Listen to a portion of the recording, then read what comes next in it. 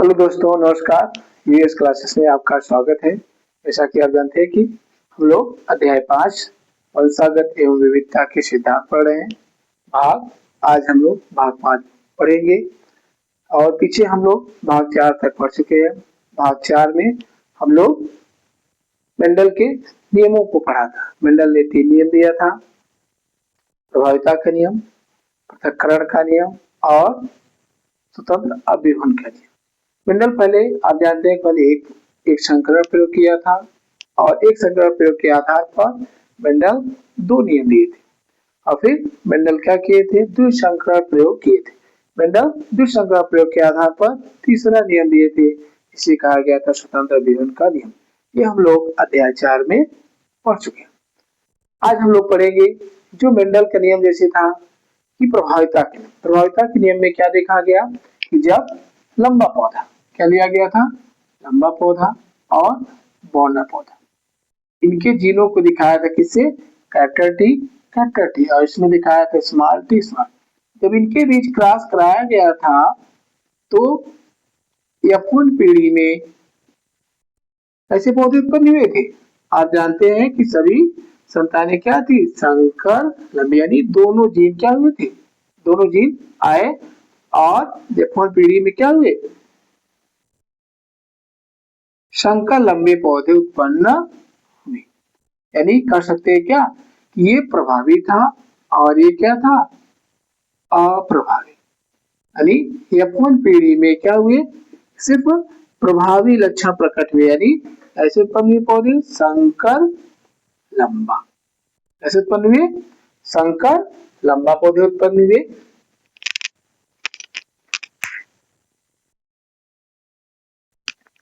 और इसमें पहले देख रहे हैं किसमें सिर्फ प्रभावी लक्षण उत्पन्न हो रहा है, कौन, लंबे वाले। परंतु मेंडल के कुछ पौधे हैं, कुछ जीव हैं जो कि मेंडल के नियम का पालन नहीं करते, यानी प्रभावी लक्षण F1 पीढ़ी में नहीं प्रकट होते हैं। इसे कहा गया क्या, मेंडल के नियम में विचलन। क्या कहा गया, मेंडल के नियम में विचलन। मेंडल के नियम में विचलन मतलब कि इनके नियमानुसार कुछ जीवों में कर सकते हैं कि पालन, कुछ पौधे पालन नहीं करते जो कि प्रभावी लक्षण F1 पीढ़ी में नहीं प्रकट होते। इसी का आधार पर मेंडल के नियम के विचलन में 3 नियम है। एक है अपूर्ण प्रभाविता का नियम, अपूर्ण प्रभाविता का नियम। दूसरा है, जैसे हम लोग जानेंगे, सह प्रभाविता का नियम। और तीसरा है बहुविकल्पिता।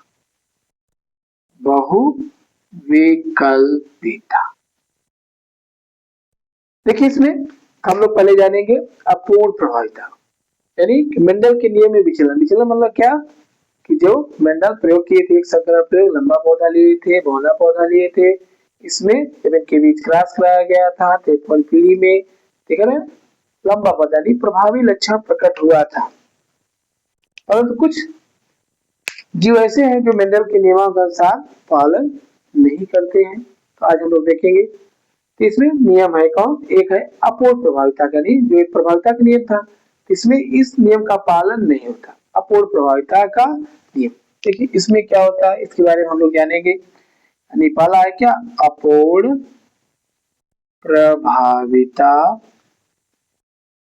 का नियम, कैसे कहा गया, इनकम्प्लीट, क्या कहेंगे, incomplete dominance. Incomplete dominance, incomplete dominance क्या होगा कि जैसे देखा गया कुछ पादप हैं, जैसे एक है मीराबिलिस जलापा। क्या है, मीराबिलिस जलापा, मीराबिलिस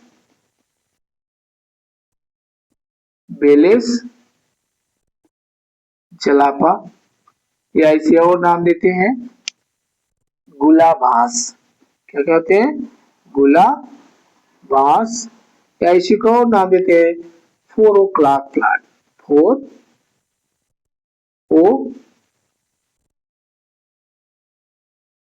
o'clock प्लांट। इसे कई नामों से जाना जाता है। और इसका उदाहरण है दूसरा, जैसे स्नैप ड्रैगन। क्या है? Snap dragon. और तीसरा है मेथी मटर। क्या है? मेथी मटर। चलिए हम लोग देखते हैं अपूर्वता क्या है। यानी इसमें प्रभाविता के नियम हम लोग पढ़े थे। क्या? लंबा पौधा पौधा पौधा के बीच जब क्रॉस कराया गया था तो इसमें या पीढ़ी में लंबे पौधे यानी प्रभावी लक्षण प्रकट हुआ।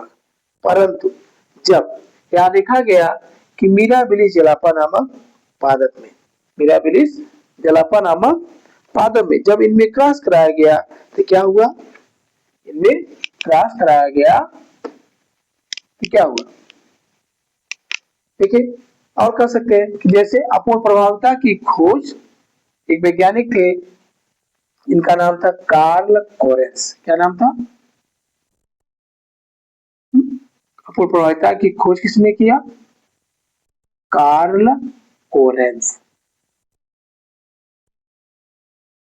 कार्ल कोरेंस, हाँ, 1903। देखिए अपूर्ण प्रभाविता क्या है कि जब इसमें देखा गया, किसमें? मीराबिलिस जलापा नामक पादप में। किसमें देखा गया? मीराबिलिस जलापा या गुलाबास। इसमें क्या देखा कार्ल कोरेंस ने? जब इसमें देखा कि लाल पुष्प, क्या है? लाल पुष्प और श्वेत पुष्प, श्वेत पुष्प, इनके जीनों को दिखाया कैपिटल आर से और इनके जीनों को दिखाया स्मॉल आर से। इनके बीच जब ये युग्मक बने कैपिटल आर स्मॉल आर, इनके बीच जब क्रॉस कराया गया capital R small R, capital R small R, capital R small R और कैपिटल आर स्मॉल आर, यानी ये क्या थे? जनक।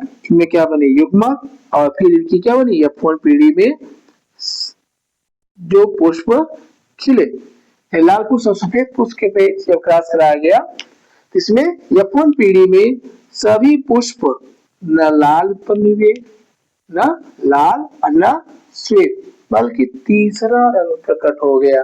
यानी क्या हुए? गुलाबी। सभी पुष्प क्या हुए? गुलाबी रंग के। इसमें देख रहे हैं, यानी ये क्या था? प्रभावी था और ये क्या था? अप्रभावी। यानी कह सकते हैं कि इसमें प्रभावी जो लक्षण था श्वेत यानी लाल वाला, श्वेत पूर्ण रूप से प्रभावी नहीं था। इसके कारण F1 पीढ़ी में क्या हुए? गुलाबी रंग के पौधे, कह सकते हैं गुलाबी रंग के पुष्प उत्पन्न हुए। तो यही कहला क्या?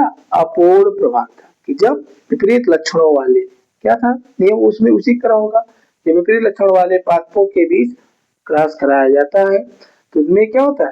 प्रभावी और अप्रभावी दोनों के लक्षण प्रकट नहीं होते, बल्कि तीसरा लक्षण प्रकट हो जाता है, उसे कहते हैं अपूर्ण प्रभाविता। इसकी खोज किसने किया? कार्ल कोरेंस ने 1930 में मीराबिलिस जलापा या गुलाबास या इसे कहते क्या 4 o'clock प्लांट में देखा। और ऐसे ही देखा गया बाद में किसमें? स्नैपड्रैगन और मीठी मटर में भी देखा गया। ये मेंडल के नियम में क्या हो रहा है? मेंडल के नियम का पालन नहीं कर रहा है, यानी कि जो प्रभाविता का नियम था उसका पालन नहीं कर रहा है। प्रभाविता के नियम में क्या था कि ये लंबा होना पौधा के बीच प्रभावी यानी लक्षण प्रकट हुआ। इसमें देख रहे हैं कि प्रभावी लक्षण लाल पुष्प नहीं, बल्कि तीसरा लक्षण प्रकट हो जा रहा है। इसे कहा गया, कह सकते हैं अपूर्ण प्रभाविता।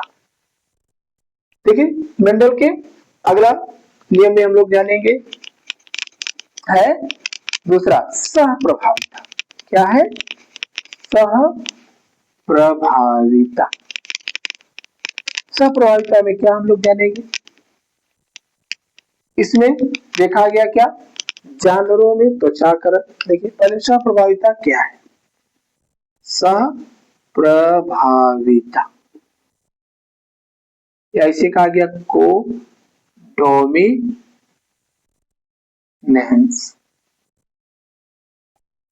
कोडोमिनेंस कहलाए। कोडोमिनेंस क्या है, हम इसके बारे में हम लोग जानेंगे। देखिए सप्रभाविता मतलब स माने 7, क्या होगा, स माने 7।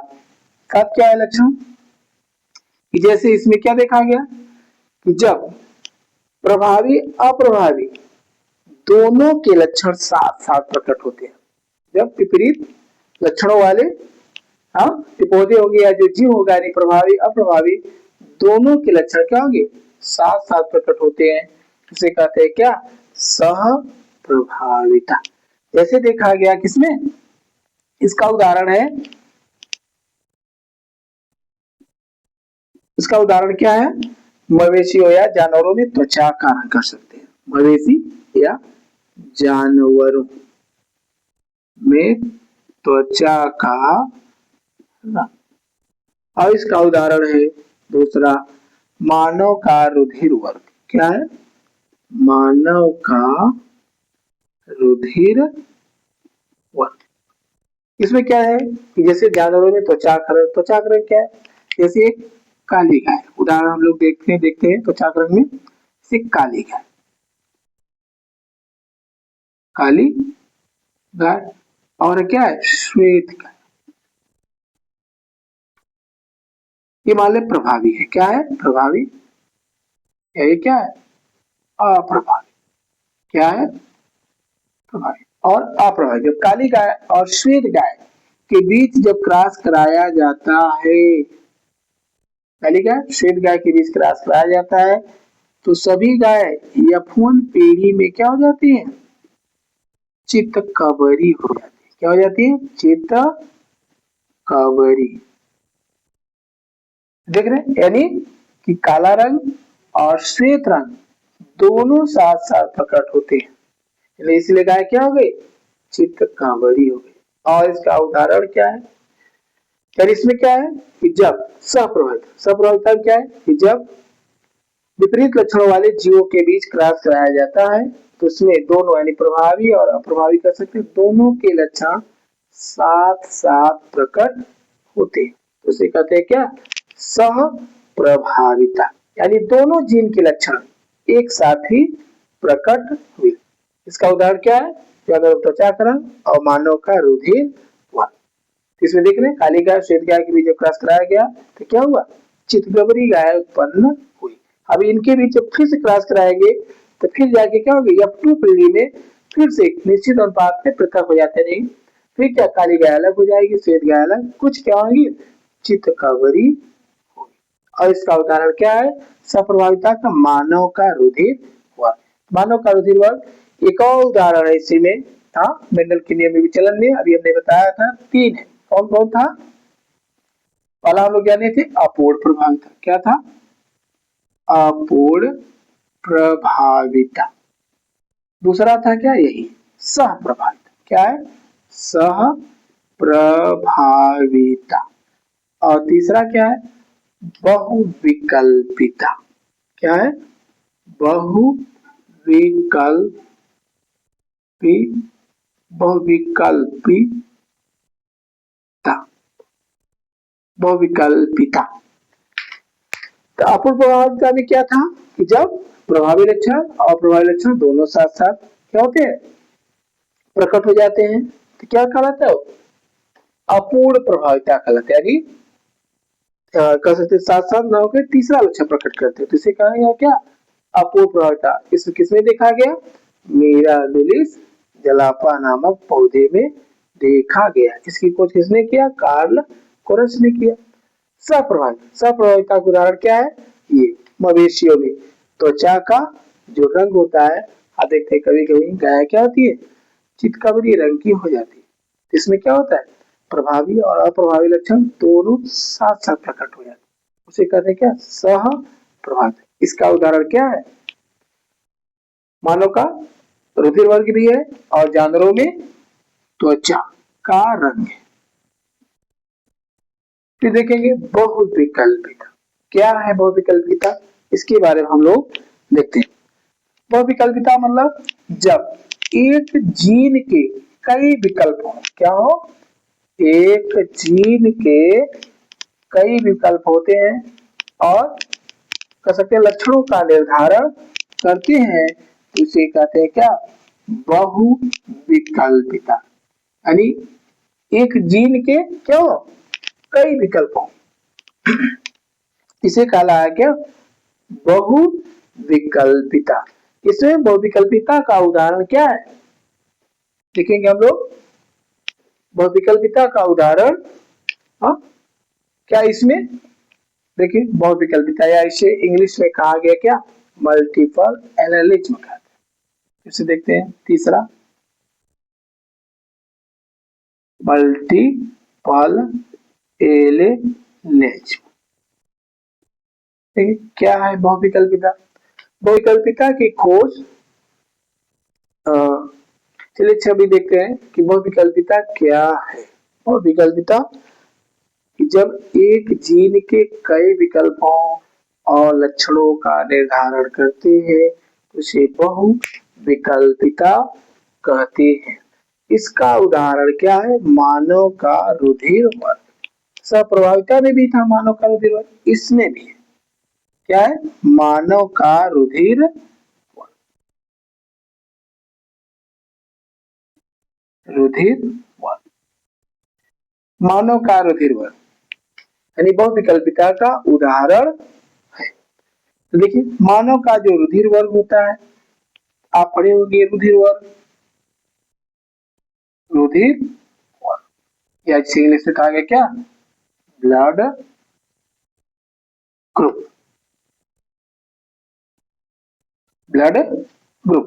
आप जानते हैं कि मानव आबादी में 4 प्रकार के रुधिर वर्ग पाए जाते हैं। कौन कौन से, ए, बी, ए बी और ओ। ये रुधिर वर्ग की खोज किसने किया था, आप जानते हैं कार्ल लैंडस्टीन। किसने किया, कार्ल लैंडस्टीन। कार्ल लैंडस्टीन ने कब किया था, 1902 में किया था, 1902 में। कार्ल लैंडस्टीन ने क्या किया, रुधिर वर्ग की खोज किए थे। क्या किए थे, खोज, रुधिर वर्ग की खोज किसने किया, कार्ल लैंडस्टीन। यानी कार्ल लैंडस्टीन ने देखा कि मानव आबादी में 4 प्रकार के रुधिर पाए जाते हैं। कौन कौन, ए बी और ओ, ए बी और ओ। इसमें हम लोग जानेंगे कि कैसे रुधिर वर्ग का निर्धारण होता है, इसके बारे में थोड़ा सा हम लोग पढ़ेंगे। तो पहले इसमें थोड़ा सा जैसे एंटीजन और एंटीबॉडी पाए जाते हैं। क्या होते हैं एंटीजन और एंटीबॉडी, इसके बारे में हम लोग थोड़ा जानेंगे। जैसे मानव का रुधिर वर्ग होता है, किसी व्यक्ति को डायरेक्ट हम लोग नहीं चढ़ा सकते, इसका पहले क्या करते हैं, जांच किया जाता है कौन सा इसमें एंटीजन है, कौन सा इसमें एंटीबॉडी है। और एंटीजन और एंटीबॉडी के आधार पर कह सकते हैं क्या, रुधिर 4 प्रकार के होते हैं। इसमें जानेंगे रुधिर वर्ग हो गया, फिर इसमें जानेंगे एंटीजन। क्या जानेंगे, एंटीजन और एंटीबॉडी, या इसे और नाम देते हैं प्रतिजन और प्रतिरक्षी। क्या कहते हैं, प्रतिजन और प्रतिरक्षी। जैसे मानव का जो रुधिर है, मानव का जो रुधिर है वो क्या होता है, मानव का रुधिर वर्ग का निर्धारण अभी हम लोग पढ़ेंगे कि मानव का रुधिर वर्ग कैसे निर्धारित किया जाता है। कि मानव का जो रुधिर वर्ग है निर्धारण करने वाला एक जीन होता है आई। क्या होता है कि मानव का रुधिर वर्ग का जो निर्धारण करता है वो जीन आई होता है। क्या होता है, मानव का रुधिर वर्ग का निर्धारण जीन आई करता है। क्या करता है, जीन आई करता है। चलिए इसको हम बाद में देखते हैं, पहले देख लेते हैं कि जो रुधिर वर्ग, यानी हम लोग पढ़ रहे हैं क्या, बहुविकल्पिता। बहुविकल्पिता माने जब एक जीन के कई विकल्प होते हैं तो उसे कहते हैं क्या, बहुविकल्पिता। बहुविकल्पिता का उदाहरण क्या है, मानव का रुधिर वर्ग। मानव का रुधिर वर्ग, मानव आबादी में 4 प्रकार के रुधिर वर्ग पाए जाते हैं, ए, बी, ए बी और ओ। जैसा कि हम लोग जाने, रुधिर वर्ग की खोज किसने किया, कार्ल लैंडस्टीनर ने 1902 में किया था। देखिए रुधिर वर्ग, एंटीजन और एंटीबॉडी के आधार पर इसको हम लोग बांट सकते हैं। अब एंटीजन क्या होते हैं, एंटीबॉडी क्या होते हैं, ये विशेष प्रकार के प्रोटीन होते हैं। एंटीजन कहाँ पाए जाते हैं, एंटीबॉडी कहाँ पाए जाते हैं, एंटीजन आरबीसी की कला में पाए जाते हैं, जबकि एंटीबॉडी रुधिर प्लाज्मा में पाए जाते हैं। आरबीसी की कला और एंटीबॉडी का रुधिर प्लाज्मा में पाए जाते हैं। तो देखिए अगर इसमें रुधिर वर्ग ए है तो इसमें एंटीजन क्या होता है, विपरीत होता है, ए, और एंटीबॉडी क्या होता है, बी। अगर रुधिर वर्ग बी है तो एंटीजन क्या होगा, बी, और एंटीबॉडी क्या होगा, ए होगा। और रुधिर वर्ग ए बी है, एंटीजन इसमें दोनों होंगे, ए और बी। इसमें कोई एंटीबॉडी नहीं पाया जाता, कोई नहीं। आप लोग पिछली कक्षा में पढ़े होंगे। और एंटीजन रुधिर वर्ग ओ में कोई एंटीजन नहीं पाया जाता, कोई एंटीजन नहीं पाया, कोई नहीं कह सकते हैं। इसमें ए और बी दोनों पाए जाते हैं। ये रुधिर वर्ग है कौन, ए बी और ओ। इसमें एंटीजन ए, एंटीबॉडी बी, इसमें एंटीजन बी, एंटीबॉडी ए, इसमें एंटीजन ए बी, इसमें एंटीबॉडी कोई नहीं, इसमें ओ में एंटीजन कोई नहीं, एंटीबॉडी ए बी पाए।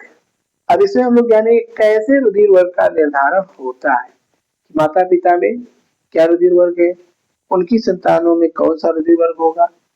चलिए इस रुधिर वर्ग का निर्धारण अभी हमने यहाँ बताया कि जीन आई करता है। क्या करता है, जीन आई करता है।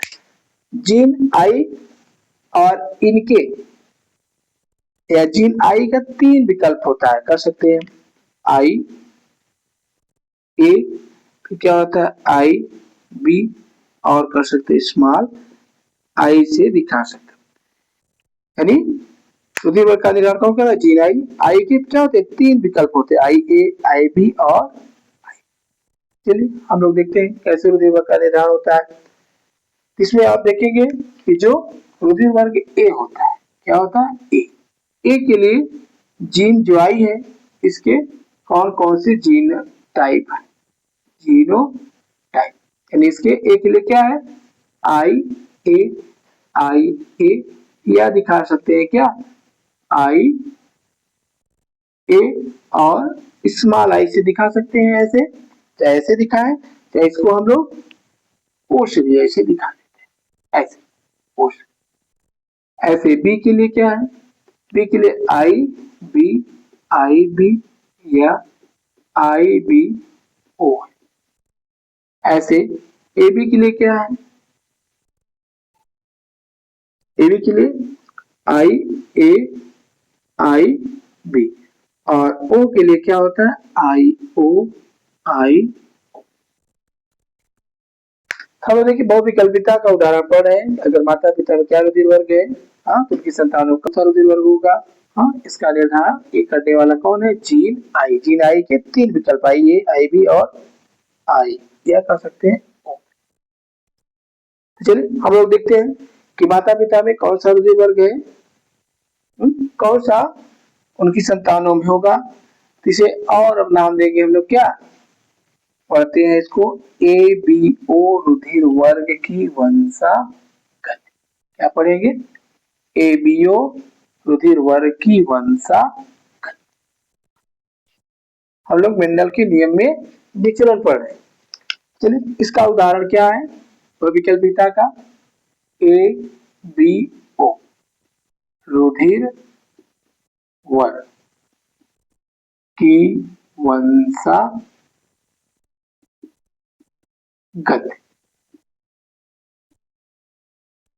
ये पूछता है एबी और रुधिर वर्ग की वंशागति क्या है? एबीओ रुधिर वर्ग की वंशागति क्या है? देखिए, एबीओ रुधिर वर्ग की वंशागति का अध्ययन एक वैज्ञानिक थे बर्नस्टीन। कौन थे? बर्नस्टीन। देखते हैं, बर्नस्टीन का पता लगाया था 1924 और 25। 1924 और 25। अभी भी पूछता है बर्नस्टीन के अनुसार रुधिर वर्ग की वंशागति क्या होती है?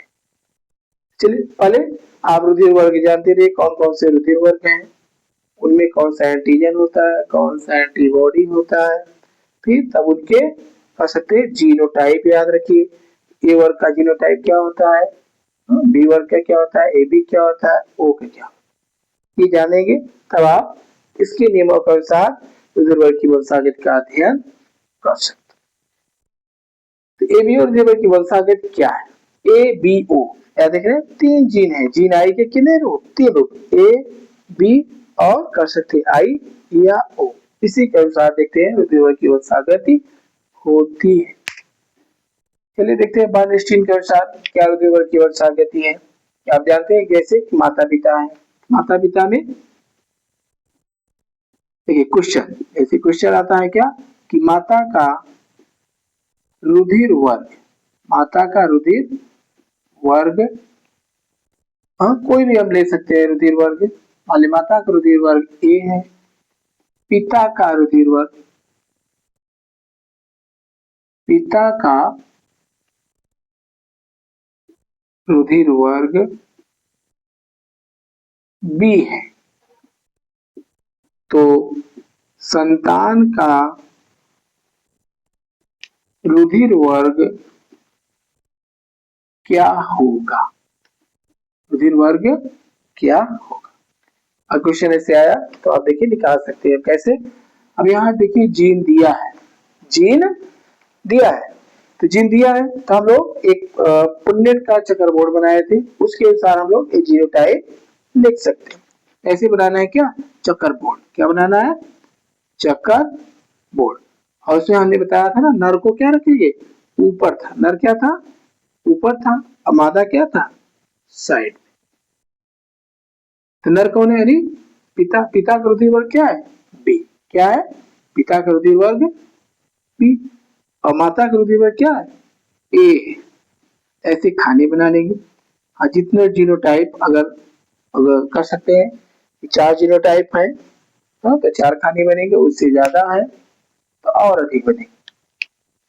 तो बी के लिए क्या है? तो बी के लिए जीनोटाइप आप चाहे ये ले सकते हैं, चाहे ये ले सकते हैं, और ऐसे ए के लिए चाहे आप ये ले सकते हैं जीनोटाइप चाहे। तो देखिए हम लोग इसको पहले लेते हैं, क्या होता है? देखिए क्या है? बी। बी के लिए क्या है? बी यानी आई बी आई ओ, और फिर क्या है? ए के लिए क्या है? आई ए और आई ओ। ऐसे सामने लिखेंगे आई ए आई ओ, और इसको मिलान करेंगे, इसको मिलाएंगे क्या बनेगा? आई ए आई बी। और इसको उसके साथ मिलाएंगे क्या बनेगा? आई ए आई ओ। इसको उसके साथ मिलाएंगे क्या बनेगा? आई बी आई ओ। और इसको उसको मिलाएंगे क्या बनेगा? आई ओ आई ओ। इसमें अब देखेंगे कि संतान का कौन सा रुधिर वर्ग है। संतान का रुधिर वर्ग क्या होगा? तब देख सकते हैं आप, हाँ अगर ए बी आ रहा है जीनोटाइप तो क्या बनेगा? ए बी कहाँ है? यहाँ पर है, यानी क्या बनेगा? ब्लड ग्रुप ए बी बनेगा। क्या बनेगा? ए बी बनेगा। ए ओ है तो क्या बनेगा? ए ओ कहाँ है? यहाँ पर है, यानी ए ओ यहाँ है तो ये बनेगा क्या? ए। फिर बी ओ है तो बी ओ कहाँ है? यहाँ पर है, क्या बनेगा? Blood group B. फिर आई ओ, यहाँ आई ओ है तो कहाँ है? यहाँ पर है, यानी क्या बनेगा? ओ। यानी कह सकते हैं तो अगर माता और पिता का रुधिर ए और बी है तो उनकी संतान का रुधिर वर्ग चारों में से कोई बन सकता है। ए भी, बी भी, ओ भी और ए भी। तो ऐसे और क्वेश्चन आप ले सकते हैं। कि जो जो भी क्वेश्चन रहेगा उसके अनुसार ये जीनोटाइप आप रख देंगे तो रुधिर वर्ग का निर्धारण हो जाएगा। आप ऐसे आंसर निकाल सकते हैं कि संतान का रुधिर वर्ग क्या हो, यानी कोई भी हो सकता है। और अगला प्रश्न अगर देखेंगे, हाँ देखो, तो इसमें जो भी आप रखना है तो ऐसे रख सकते हैं जैसे। और देखिए क्वेश्चन जैसे अगला है, मान ली कोई भी ब्लड ग्रुप लेते हैं कि पिता का रुधिर वर्ग क्या है, पिता का रुधिर वर्ग मान लीजिए ए बी है, क्या है ए बी, और माता का रुधिर वर्ग क्या है, सेम सेम आप कर दीजिए। मान लीजिए माता का रुधिर ओ है तो संतान का कौन सा रुधिर वर्ग होगा, संतान का रुधिर कौन सा होगा, तो बस तुरंत आप निकाल सकते हैं ऐसे। आप चक्कर बोर्ड बनाइए, ऐसे बोर्ड बना के इसमें ऐसे खाने बनाइए और पिता यानी जो नर है नर को ऊपर रखिए, नर क्या है पिता, पिता का ब्लड ग्रुप क्या है ए बी, ए बी के लिए जीनोटाइप क्या है ये, यानी आई ए और क्या है, यानी किसके लिए ए बी के लिए आई ए और आई बी। फिर माता यानी ओ, ओ के लिए जीनोटाइप क्या है आई ओ आई ओ। अब इसको आप मिला दीजिए बस, आई ए आई ओ मिलाएंगे तो क्या बनेगा आई ए आई ओ, इसको इसके साथ मिलाएंगे क्या बनेगा आई बी आई ओ, फिर इसको इसके साथ मिलाएंगे क्या बनेगा आई ए आई ओ, इसको उसके साथ मिलाएंगे आई बी आई ओ। अब आप तीनों टाइप देख लीजिए इसमें, फिर कौन बन रहा है ए ओ आ रहा है, ए ओ कहाँ है यहाँ पर है, यानी क्या बन सकता है ब्लड ग्रुप ए, क्या बनेगा, आप यहाँ लिख सकते हैं कि ब्लड ग्रुप ए। फिर